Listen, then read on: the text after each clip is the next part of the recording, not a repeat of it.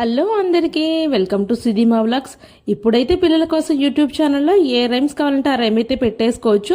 Internet కూడా availability ఉంది. But మన అమ్మ వాళ్ళ టైంలో అయితే అవైలబిలిటీ అయితే ఏమీ లేదు కదా, ఇంటర్నెట్ ఉండేది కాదు. వాళ్ళకి పెద్దవాళ్ళు ఏమైనా పోయమ్స్ పాడితేనే తెలిసేది. సో మా అమ్మ అయితే ఈరోజు సాయి మరుతి కోసం అయితే చిన్న పోయం అయితే పాడేసింది.